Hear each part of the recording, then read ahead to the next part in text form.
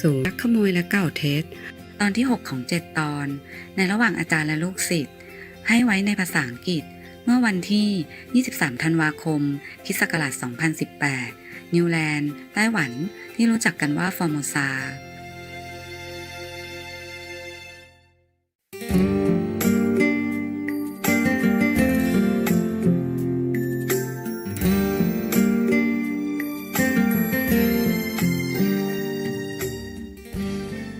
Are you better, love?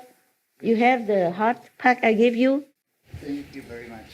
What's your name? My name is Edwin. Edwin. Yes. Thank you, Edwin. God bless you. Thank you very much, Master. And take good care of yourself while you are I will. around here because we are not like a hotel. You don't have enough comfort for you. Yes. We never have because too many people. We can never have enough rooms for everyone. Yes, what is it, my love? Hi, Master.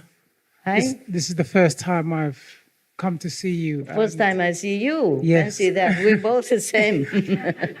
I've been a Hare Krishna for 15 years. Oh, Hare Krishna to you. Hare Krishna, Master. Yes. And so many things you've said yesterday and today from the sutras that have made me realize I was with the right guru and he's passed on now.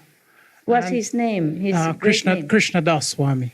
Oh, yeah. Yeah. Loving monk. He was, Master. He made me feel the love of God than any other person I've ever known. Oh, wonderful for you. Thank him. But I'd like to just say two things now. His name is Edwin. My surname is Edwin. Uh-huh. So I just want to say that everything happens for a reason and I can feel his presence right now. Yes.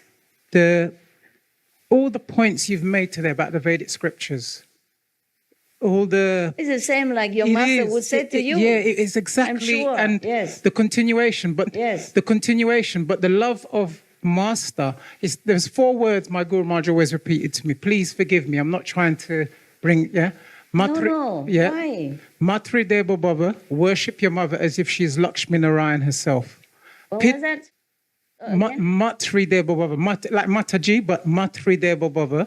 So worship any female is our mothers. Oh, And we should worship them as if they're God sent by God that way. okay. Pitri Deva Baba, our fathers are sent to us. Love and respect our fathers. But he always used to say the third one was most important, Acharya Deva Baba. The spiritual master and the guru who's sent, they're the only ones who can take us back to God.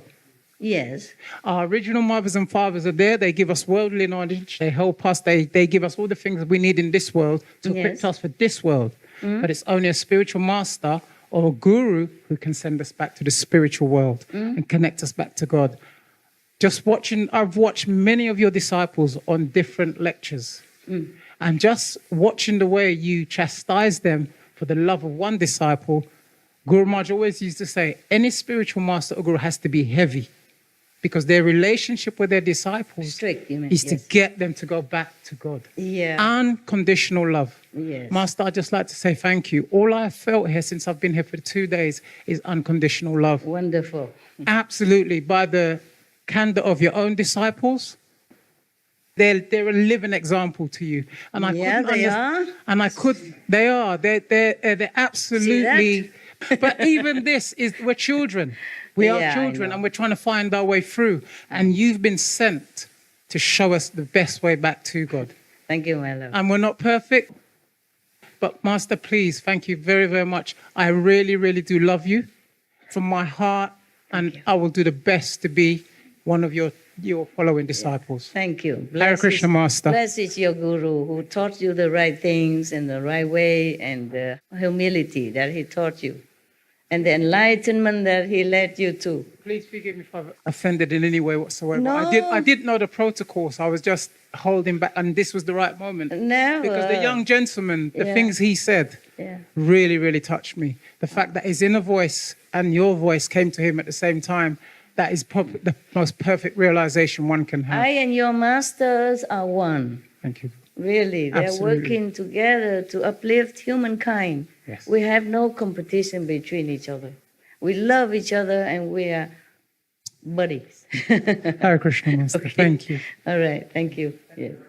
Thank you for your loving comments and blessed be your guru forever May he always guide you and never leave you. Even though with me, my assistant, may he always be your guru, the best, and always guide you in perfection. And may you always remember him, your inner master. Okay, all right. This is very emotional to me. Any gurus are precious. In India, they revere guru more than God. They say, what God to me, just throw me into the sea of suffering of existence. Only my guru liberates me, love me, protect me, and take me home. They praise guru all the time. Please forgive me again. I don't mean to interrupt, but there was what you said about because I've followed martial arts all my life. So when you said that about these things, the Shaolin monks have this upon their head as a self-sacrifice that they will do the best they can for mankind. Yes. Even what they're learning is to serve their nation, to serve their community. Yeah. So when I heard you say that, after all this time, it was such an enlightening thing to understand why these three. It was really, really wonderful. I never mentioned it before. Yeah, and having come here, all the Shaolin monks, all the Buddha Dharma, everything is this whole place. It just happened already. Absolutely. They exist before we bought it. So I just keep it as is. No, I was going to maybe ask for Jesus statues outside and some other master to put around to compete with all these monks. Some things we have removed. Yes. And the former owner removed. But the former owner also vegetarian. That's why they were very happy that we bought it. He worried that some other business come in and do the killing and meat and every day. And he's very happy that we're vegetarian. Okay. Just one more thing and then... Tell me. What you were saying about the grains, what you explained about Buddha, the Buddha saying about the grains. In Krishna consciousness, we keep Ekadashi 2 days a month. Yes. And we fast from grains and beans. So it all ties in. Everything Guru Maharaj just said, you not only have you confirmed it, but you're taking it to that next level. And in this age, to have a living master gives everything a lot more potent. And we need to realize this is not just by chance. Guru Maharaj used to say, we are the most fortunate people on the planet in this age. It is. But we're the most unfortunate because at every given moment, we will turn our backs on God through some kind of distraction. We know the names of God. We know his love. And yet at every given moment, Maya will play with us. But we are the most, in this age of Kali Yuga, we're the most treasured because every person we meet, we're given God's name or his love in some way. Yes. And your disciples do live to this. You're the first person I hear who talks about the planet or the cosmos or the universe as one. You care so much about all the living beings. Just to see this. I remember when I watched the lecture. Just natural. Yeah, but everyone is trying to destroy the world. Everyone is arguing in the world. Everyone is upset with their neighbors. And here comes Master who just talks about saving the planet. I remember watching you cry in one of your lectures because of so many animals that had perished. And it just left me that evening. It was just totally. I got introduced to you 5 years ago. And I've just always been interested. And to be sitting here now, listening to you is almost like I'm listening to the lecture. I had trouble focusing on you because I'm trying to be. So please forgive me. I will not take up no one else's time. What are you doing? No. Thank you, everyone. What are you Thank you so saying? much. This is for everybody. It's a retreat, and it's you are enlightening people. It's very good. No, thank you very much. So they don't look at my calendar. That you look at yours. You're saving me. Yeah, it's good that you say something that is so noble and kind. It's you uplifting them, you enlightening them. Yes, and I'm so proud to have you among this congregation. Yeah, continue to be a good monk. Continue to be a good nun. Okay, and the Korean nun or whomever, where are they? Normally, I said a long time ago, the nuns and the monks should sit in the front, so that you don't rub elbow with them and keep them more pure. There's a Korean monk there, nuns say, you come sit here. The nuns and the monks come sit here. I just don't want people to rub off on you some of their mundane energy. If you like, please sit here. Normally, I tell them to let the monks and the nuns sit kind of a little separately, distantly. They have forgotten. And I can't keep saying that every day, you know. No matter if you think you're equal to them or not, you're monks and nuns and you deserve more respect and distance, okay? So you feel like you're still at home. When you go out and preach and then you mingle with people, it's different. Here, come here, sit. Yeah. If you like to there, it's fine. And the Hindu nun, you stay there. Okay, you sit. Kamsamita. That's all I know. Anasio. And Hindi, I don't know much. Only Bahut Acha. Bahut Acha. Bahanji. Sister, great sister. Ji is mean great, okay? So if you don't know any other Hindi, you just say, Namaste Ji, then it's fine. People know you respect. Okay, can I continue now? You have any more? Oh, so your calendar is very short. I was happy that he took over some of my calendar, but now he stopped. Feel free, okay, to speak anything you want. You also? Okay. Good, wonderful. I can forget my calendar for now. Tell me. One question on the poem that you were talking about that was you were reciting, that you said that you knew she was a Buddha. That poem? The poem? Yes. You said you knew she was a Buddha or something. Yes.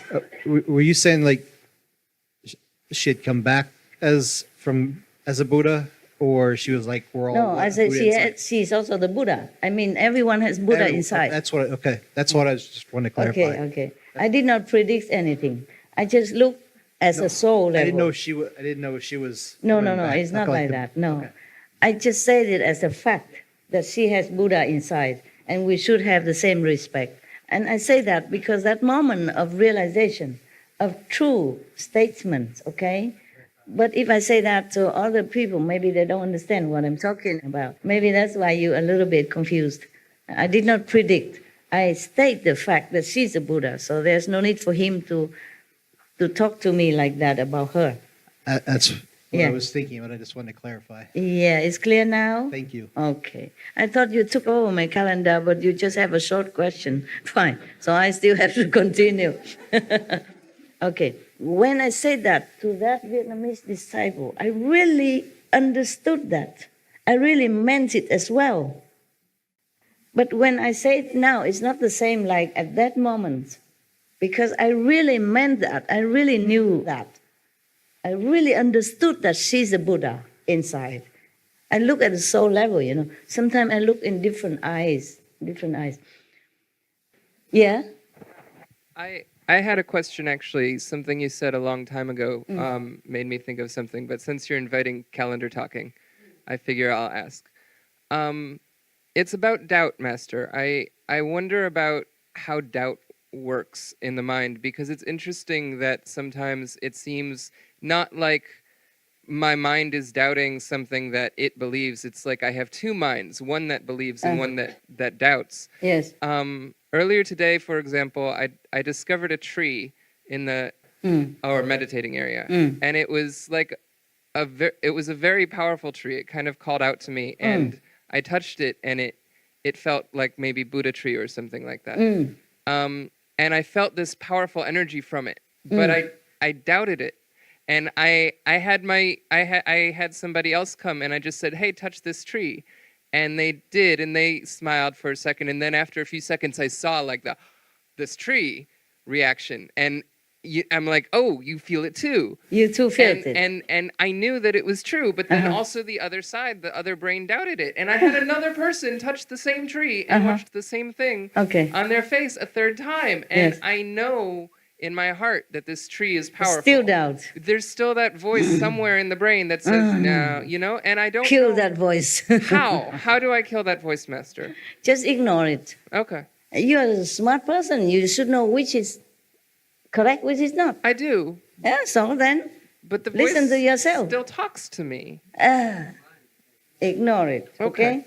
Okay. You are a smart person. You know what's right, what's wrong, okay? Okay. No need to doubt when something is real. I told you guys some times ago, last year or something, in one of the lecture, I say in Sihu, I say this tree, that tree, many of them on the 5th level even, at least 3rd level or 4th level.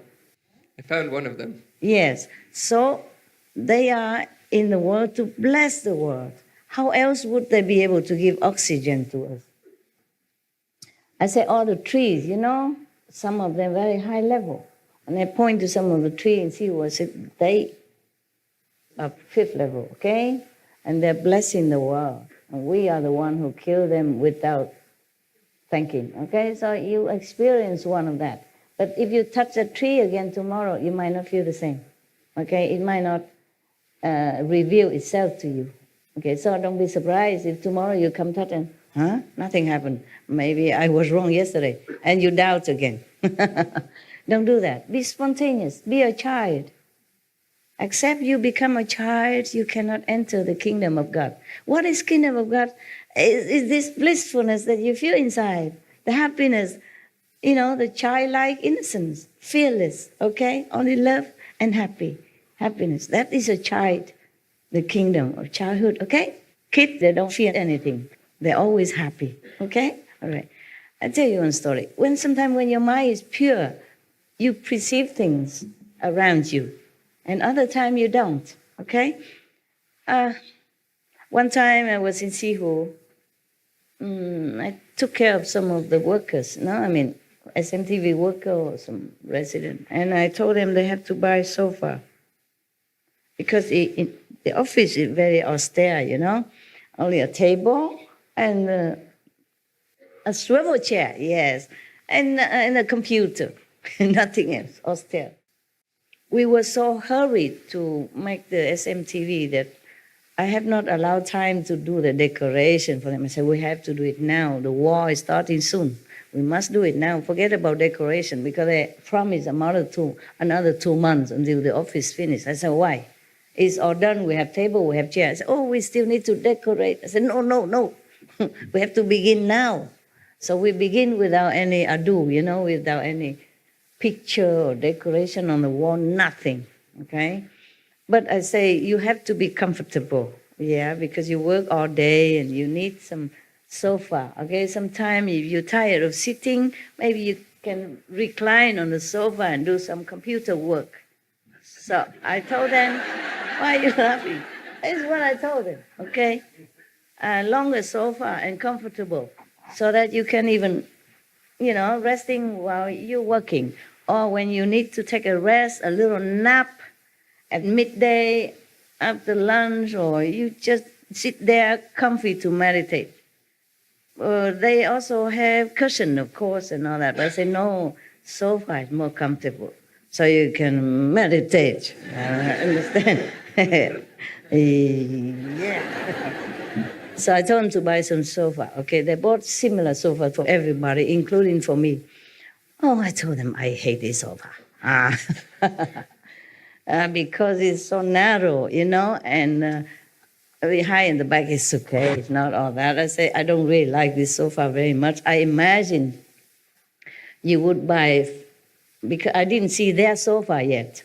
I only knew my sofa. It's a very narrow and a very high in the back, okay? I say, you okay with all this? They say, okay, master, okay, we're okay with our sofa. Very comfortable, very comfortable. So meditation or resting, I say, you can also sit there while you're eating, take a rest from your computer.